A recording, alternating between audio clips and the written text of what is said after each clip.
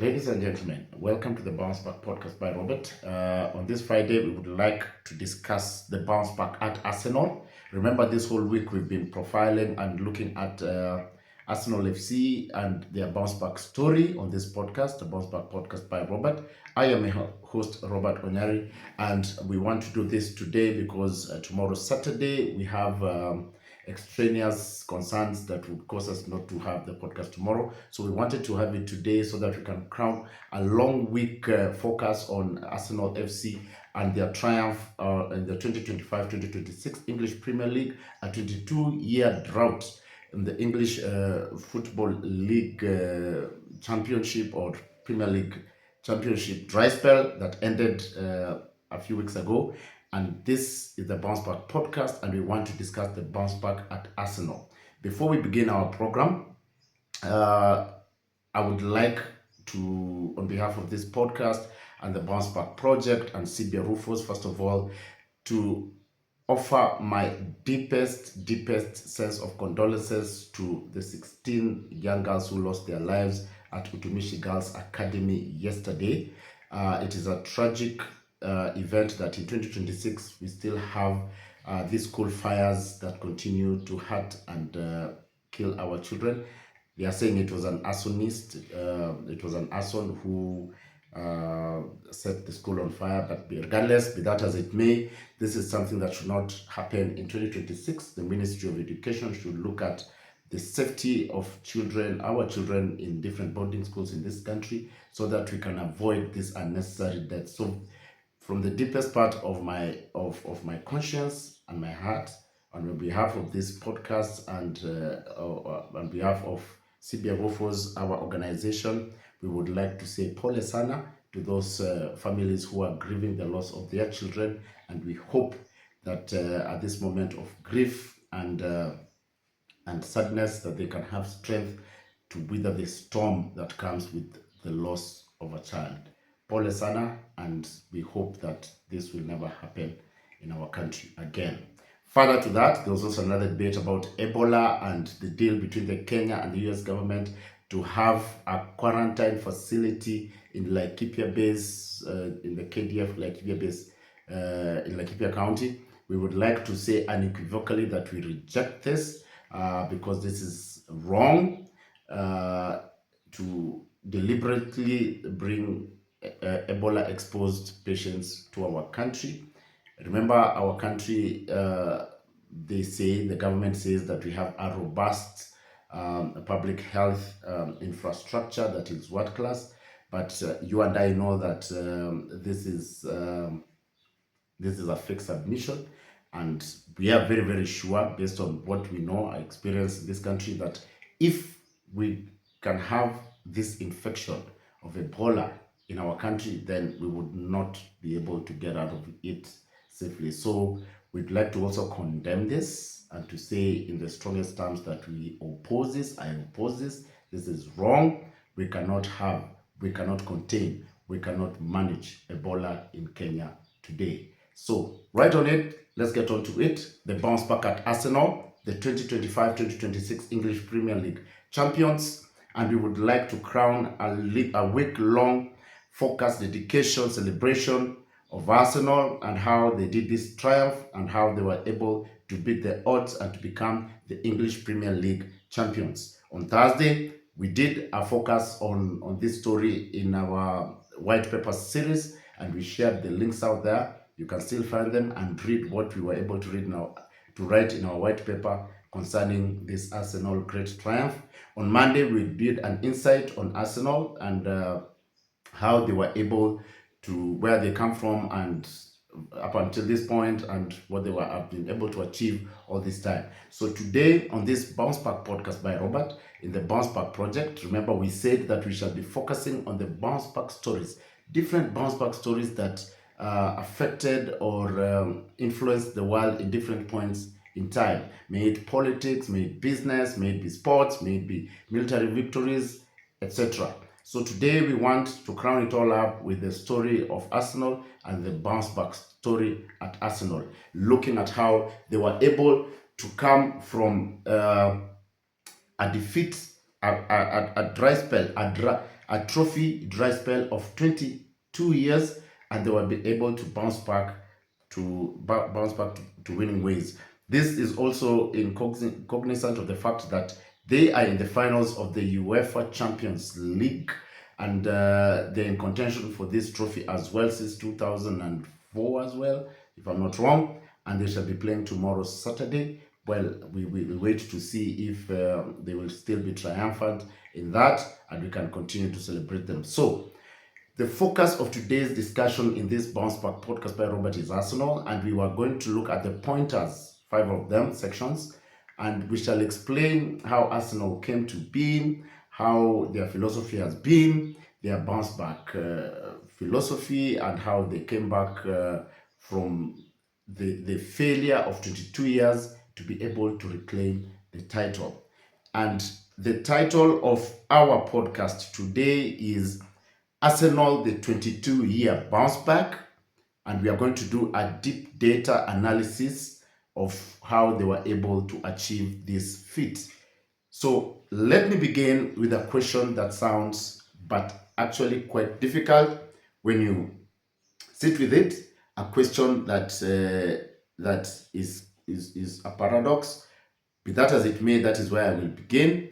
How long would you wait for success?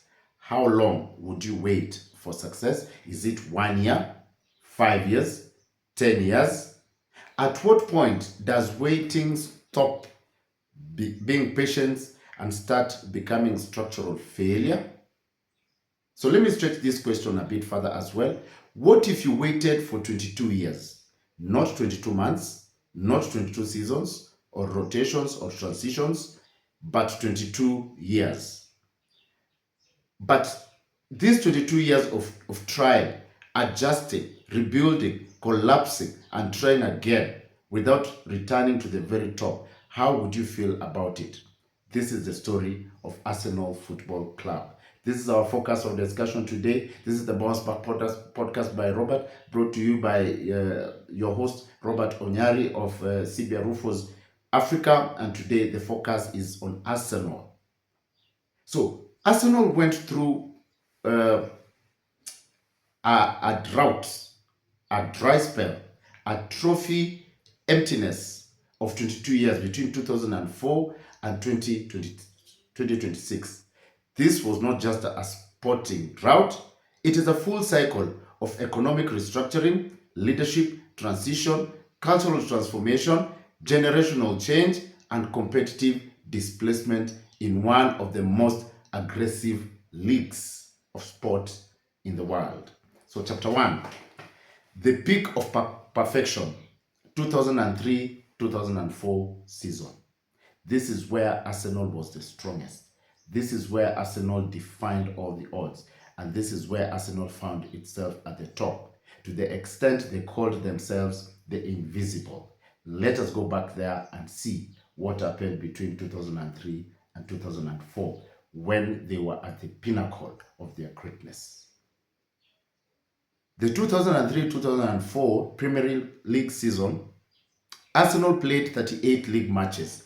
They did not lose a single one. They won 26 games. They drew 12. They finished the season undefeated with 90 points. They scored 73 goals and conceded only 26. This team became globally known at the time as the Invincible. They were managed by Arsene Wenger, who by that point had already revolutionized English football through diet science, training methods, and tactical fluidity. The squad was structurally balanced across all phases. By 2003-2004, Arsenal, like I've said, was at the pinnacle of greatness, and they had this iconic, wonderful coach called Arsene Wenger. Arsene Wenger was able to lead them to a lot of titles, a lot of games, and in 2003 and 2004, they even got the name the Invincibles. They played all these games without being defeated. They played all these games being at the top. They finished with 90 points at the top, and we want to profile the players, the team that made this a success, and their individual strengths, so that you can understand why we want to call this story of Arsenal a bounce back story. Therefore, they had a player called Thierry Henry. Many of you know this player, who at that time, that season, scored 30 league goals, contributing over 40% of Arsenal attacking output. They had Patrick Vieira, who controlled midfield transitions with elite ball progression and defensive coverage. They had Dennis Beckham, who operated as a hybrid creator between midfield and attack, producing some of the highest chances creation metrics in Europe at the time. You will remember there's a very, very important viral video of Dennis Beckham scoring one of the most wonderful set pieces of goals ever in football history.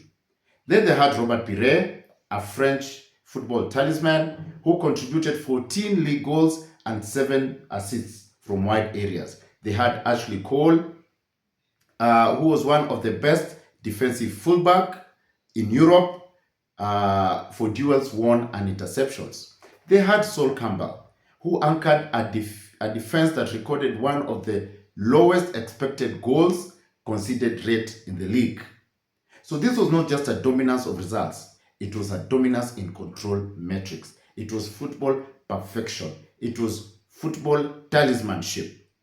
Arsenal led the league in possession efficiency, chance creation from open play, and progressive passive sequences.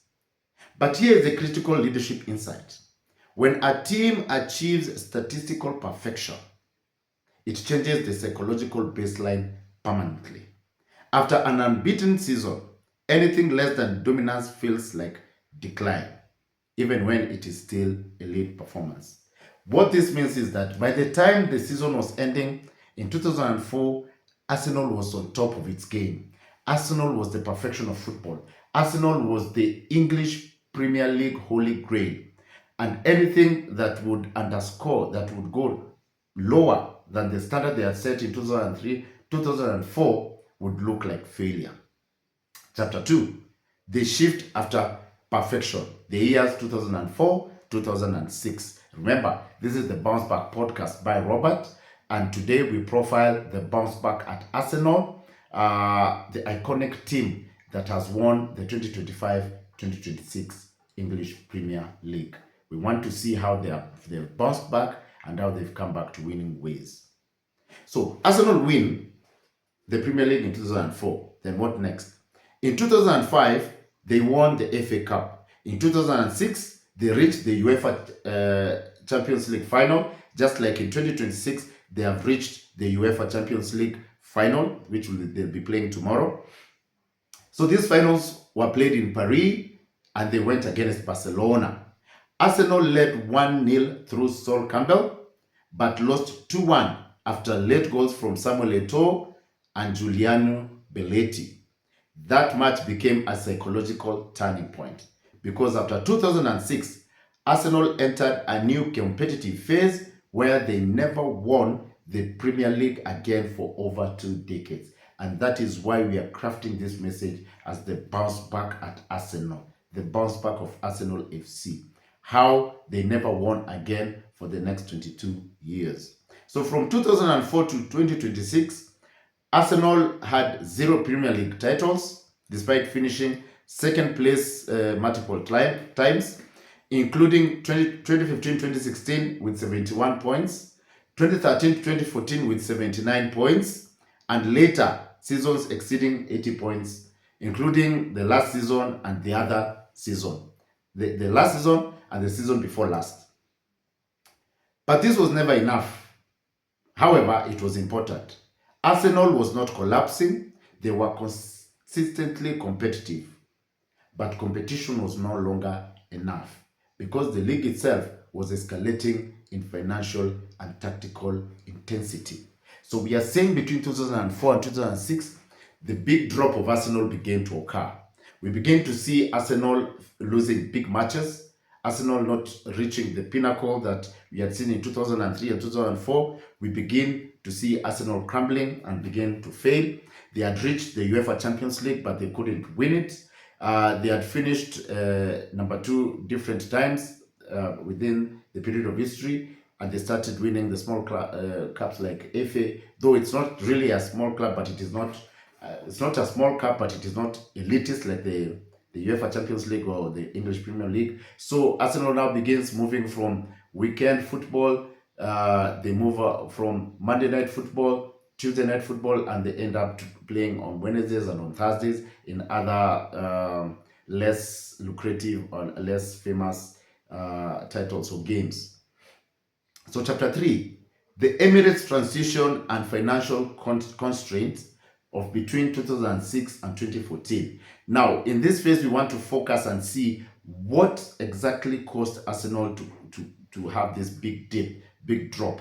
And most of these woes at Arsenal came about after they decided to ambitiously move from Highbury, and they built a new stadium called the Emirates, and what it cost them to do that, and how it brought them problems in terms of signing in new elite players and balancing financial books, and making sure that Arsenal remained a top tier team regardless of the investment that they have made in buying or building the stadium. So in 2006, Arsenal moved from Highbury to the Emirates Stadium. The project had cost approximately 390 million sterling British pounds, and the capacity increased from Highbury's 38,419 total capacity seats to the Emirates Stadium 60,704 capacity.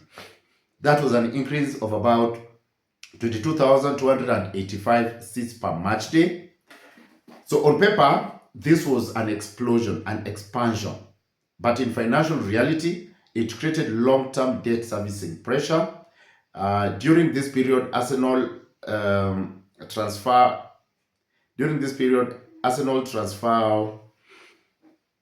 They had, between 2006 and 2013, Arsenal had one of the lowest net spending profiles among the Premier League top 6 elite clubs. Their net transfer spending was significantly lower than their competitors. And for comparison, for example, Manchester City post 2008 ownership change invested 500 million pounds in squad transformation within a few seasons. Chelsea had already begun their investment cycle earlier in 2000s with the coming in of new owner, Russian billionaire Roman Abramovich. Manchester United maintained consistent high revenue squad reinforcement under the leadership of Sir Alex Ferguson. Arsenal, by contrast, operated under financial restraint due to stadium repayment structure. This forced a strategic identity shift from elite spender to sustainable developer, from buying peak talent to develop long-term assets. This is where Arsenal became structurally different from their competitors. So we want to see, or we are saying here, that when they transitioned from Highbury, when they moved from traditionally their home, where it had been their home since 1893, and they moved to this new stadium, they had debt obligation.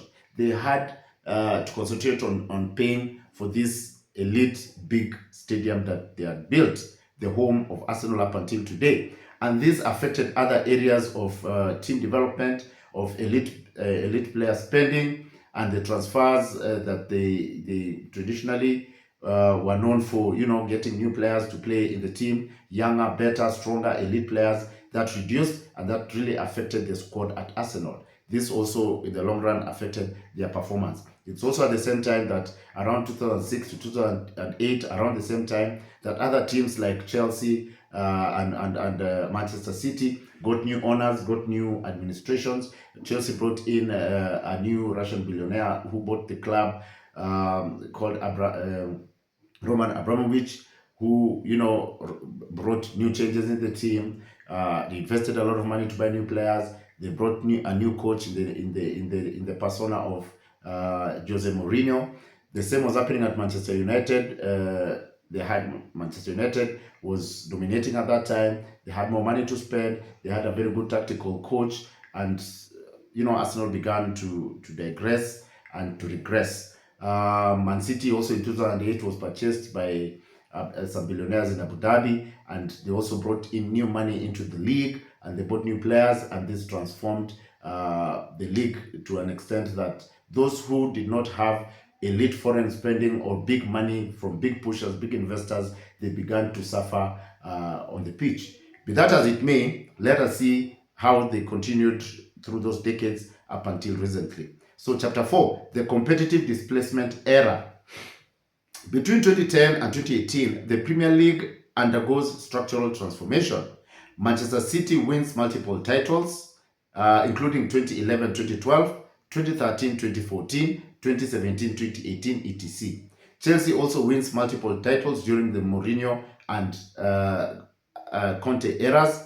Leicester City also came on to win the league in 2015 to 2016 with 81 points, one of the largest statistical outliers in Premier League history. That means, by statistical outliers, Leicester shocked everybody in that season when they won a basically nondescript team that came from behind to actually win and lift the Premier League in 2016.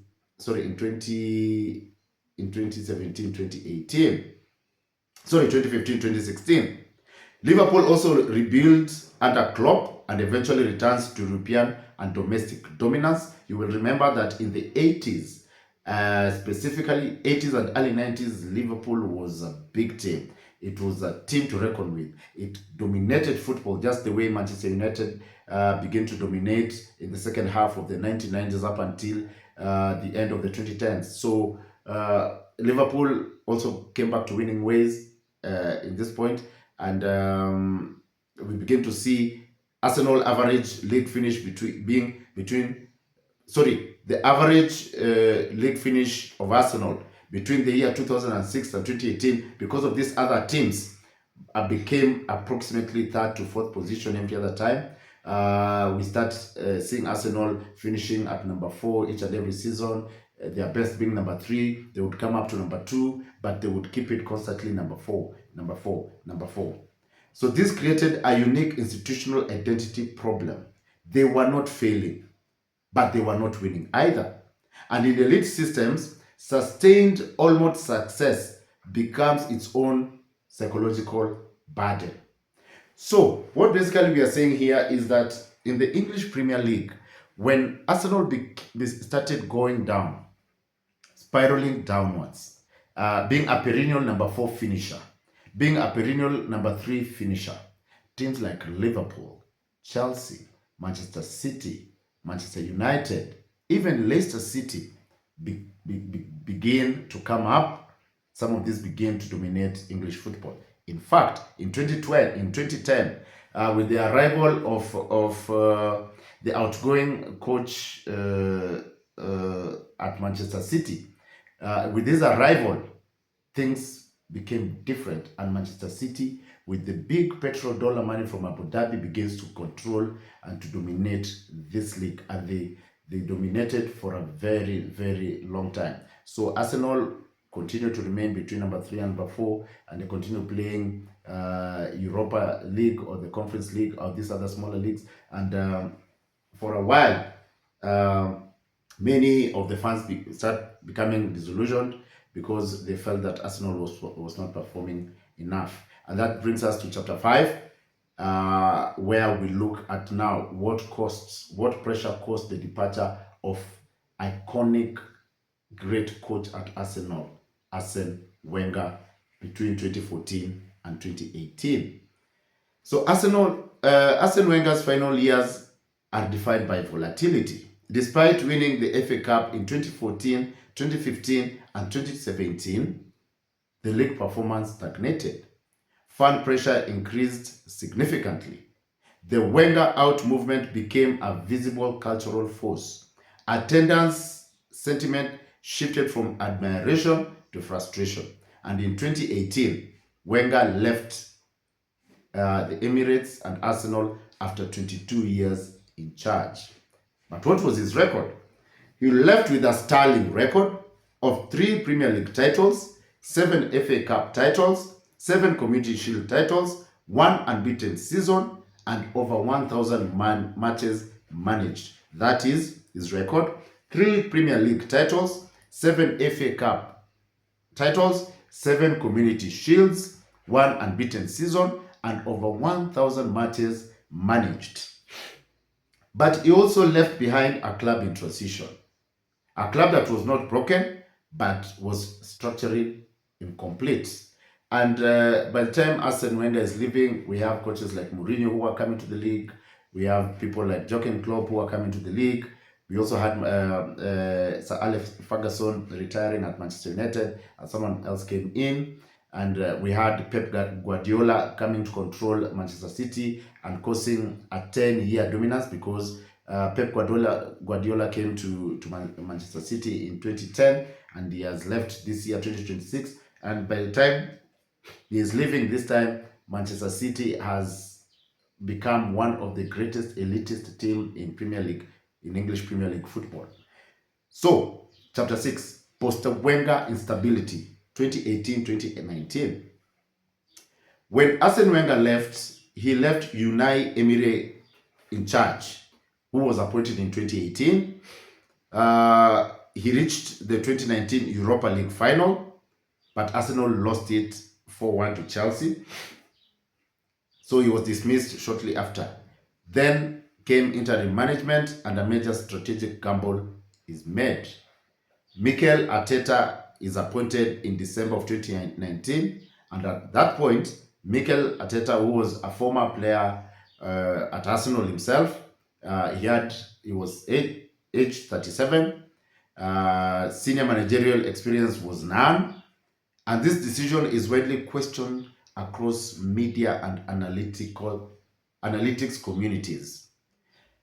So because Arsenal are not just hiring a coach, they were rebuilding an entire institutional philosophy. So many doubted whether Mikel Arteta or Michael Arteta or Mikel Arteta would ever bring Arsenal to where it was.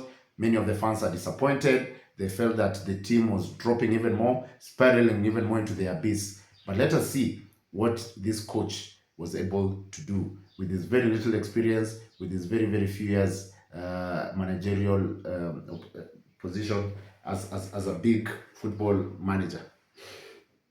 So, chapter 7, the Arteta rebuilding phase. So, Arteta's early seasons showed instability. In 2020 to 2021, Arsenal finished 8th place, lowest league finish in decades. In 2021-2022, Arsenal finished 5th place. In 2022-2023, Arsenal finished 2nd place with 84 points, and they were in the title race with Manchester City. But the key transformation begins here. Arsenal evolved from transitional squad to structured system team. And the key statistical improvements at this moment were that defensive goals conceded reduced significantly year on year. Pressing intensity increased measured through the PPDA metrics. Possession structure became more controlled and progressive. Youth integration becomes central strategy. So under Arteta, he started to bring new players. He brought in Saka, Martinelli, Odegaard, who became co-contributors under the age of 25, a very young squad. So, when Mikel Arteta comes, of course, the team is in a downward spiral, and they are not really winning, and they are not really competing, and they are not a top level team. But there's something that this new coach brought in the early years that started to appear by 2018. First of all, he concentrated on squad, the team, and he brought in new players. We've already mentioned some of them, and we are going to mention others. And he begins to invest in a new strategy in Arsenal, breeding players from the bottom and putting them up. And so the bounce back theme begins to abound here. It begins to manifest. So chapter 8, squad architecture and system building. So Arsenal's rebuild was not based on superstar accumulation. No, it is based on system layering. Key structural players: Bukayo Saka, consistent chance creation and attacking output. Martin Odegaard, uh, Martin Odegaard, central creative engine. William Saliba, defensive stability and build-up control. Declan Rice, midfield transition control and defensive coverage. Gabriel Martinelli, vertical attacking threat. Ben White, tactical flexibility across defense. Gabriel Jesus, pressing forward, system trigger. This indeed shifted Arsenal from individual brilliance model, system coherence model, which is the foundation of modern elite football success. This indeed shifted Arsenal from individual brilliance model to system coherence model, which is the foundation of modern football elite football success. So under Arteta, Arsenal introduces structural discipline systems. Uh, Training intensity increases measurably. Set-piece coaching becomes specialized. Data analytics becomes integrated into recruitment and match preparation. Leadership accountability structures are reinforced internally. This produces a cultural shift matrix. It reduced disciplinary inconsistencies, improved second half performance stability, increased consistency against lower table teams, but most importantly, the mindset changes from reactive football to controlled football, from hope-based winning to process-based winning. So in short, what is happening here is that with this new team, with new players that we've talked about, with new philosophy coming from the new coach, with the advent of the new bounce back thinking, Arsenal now shifted from concentrating to only the best players. But what this coach basically did is sort of brought young people together, young people who are not yet superstars, and he fused them together into a juggernaut, a very, very big system of winners. And each of these players saw each other as a system rather than reactionary to who is the most famous, who is the biggest, and who is the strongest. And by the time 2020 was coming, by the time COVID-19 was coming, Arsenal was starting to get out of the ashes, and it was starting slowly to rise as a phoenix, and the bounce back model is starting to be seen here. But now, what happened, more importantly? Going between 2023 to 2024 and 2024 to 2025 to 2026, let us see how they come to this success that they're enjoying right now. So Arsenal, so the breakthrough 2025-2026, Arsenal begins to win. Arsenal eventually win the Premier League in 2026 after 22 years. But statistically, the title is the result of accumulation. Multi-season points total above 80 plus. Consistency top 2 finish in 2 previous seasons. Stable squad across multiple seasons. Low squad turnover compared to earlier years, meaning the players now were staying a little bit more. So the key insight is that the title was not a single season achievement. It was a multi-cycle institutional output. And what are we able to see? First of all, the players had longer contracts. They were not leaving. Then the players were very, very young. Like we said, it was a very young squad of an average of 25 years.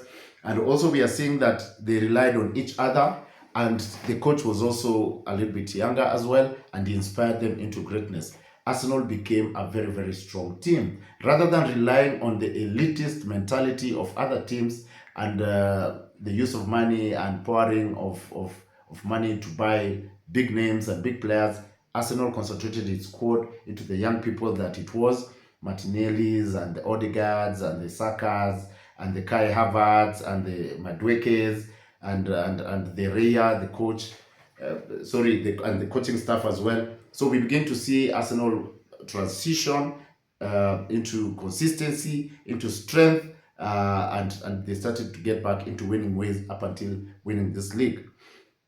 So when we look at Arsenal's 22-year journey, in conclusion of this Bounce Back podcast by Robert today, the question is not simply about football success.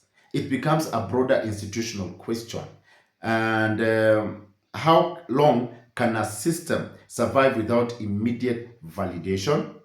For how long will you continue to fail before you're validated to start winning? For how long will you remain in the hedges, in the bushes? Will you continue to swim in your failure before you begin getting the validation that you require? Because deep down we know that you're a performer. Deep down we know that you can do these things. But for how long can you be able to withstand the criticism? Many Arsenal fans, I'll tell you today, I have interacted with many of them. Many of them lost hope a long time ago. They never knew that they were going to win. They did not have faith that they were going to win. I'm sure there are very few Arsenal fans who knew that 2026 was their year, despite the fact that they are really celebrating and they really come out to show their pleasure and to demonstrate how they are celebrating and they are happening. Very few believed in the Arteta squad. So therefore, because what Arsenal demonstrates is that success in modern competitive environments is no longer event-based, it is system-based. And a system takes time. So the real question is not whether Arsenal waited for 22 years. No. The real question is whether they built correctly during those 22 years. And if we extend that logic to life, business, or leadership, the question becomes deeply personal.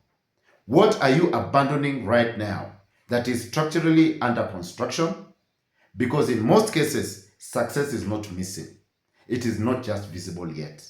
It is based on a system. It is based on a belief system. All right? I will repeat that again in conclusion. How long can a system survive without immediate validation?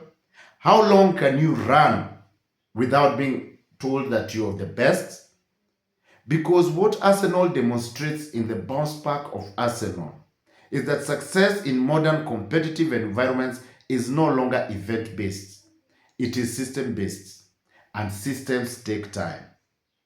So the real question is not whether Arsenal waited for 22 years. The real question is whether they built correctly during those 22 years. And if we extend that logic to life, business, or leadership, the question becomes deeply personal. What are you abandoning right now that is structurally under construction? It is like this podcast, the Bounce Back podcast by Robert. This is a podcast that is sort of 2-3 months old, and I cannot begin to say just because I have my small following and it is not viral yet and it is not a big podcast. You know, I cannot begin to say that because I'm not getting validation, because I'm not getting a lot of views, then I begin to give up. This is the story of a bounce back. For Arsenal, they were winners in 2003, 2004. In 2003 and 2004, they were the Invincible. Under Arsene Wenger, they were this big team. They were this big elite squad that everybody was looking up to, that everybody was supporting. They did so many things in that era, not conceding many goals, finishing the season unbeaten, but they had to go through some structural development. They had to do some changes that caused them to go down a downward spiral, changes that caused them to fail before they bounced back. And when Mikel Arteta came, things began to shift. It brings a new philosophy, team-based, and he was able to galvanize and put together a team that has brought Arsenal glory, that has brought the Emirates glory in 2026. That is the theme of the bounce back. That is what we talk about in the bounce back. That you're able to suffer defeat, to go down a downward spiral, to see a lot of failure, and people write you off, and people blame you, and people criticize you. But inside there's a system that you're doing. There's something that you're doing that is causing a change, a ripple effect.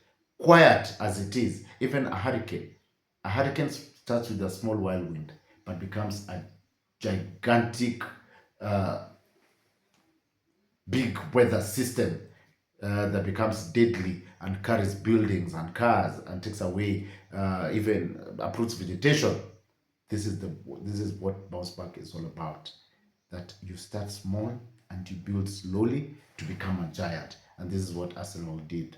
So in conclusion, this is the Bounce Back podcast by Robert. I'm happy to host you and happy to have you here. And just like we are talking about these bounce back stories, we are really happy to share them with you because they really motivate us and they really put in us a belief in ourselves that we don't need validation to be great or to be better. We just need to concentrate on the bounce back. So till next week, this was the bounce back of Arsenal, a team that waited for 22 years to lift again the glory of football in the English Premier League. We are coming back next week with another bounce back story, and it will be the bounce back of Apple. Apple, is a very, very big company, an electronics company, and we are going to talk about the bounce back of Apple, a company associated with Steve Jobs. So till then, my name is Robert Onyari, and this is the Bounce Back podcast by Robert. You can find us on YouTube at On Roberts, and you can find us also at in Spotify at On Roberts, and you can visit and see our work at CBA Roofers Africa on www.cbrroofers.com. That is www.cbrroofers.com. If you want to also communicate and talk about things on a more personal level, you can reach me, call me, SMS me, WhatsApp me on 0700-631-877. That is 0700-631-877. Thank you very much for coming to this program on the bounce back of Arsenal, and we wish them well as they play the UEFA Champions League final tomorrow against the PSG of France. And we are happy to have done this program about Arsenal, focusing on them after 22 years of not winning and finally lifting the holy grail of football in the English Premier League. Thank you very much. See you next time. Peace out and enjoy a great weekend, a great Madaraka weekend holiday. Bye-bye for now, and thank you for being with us.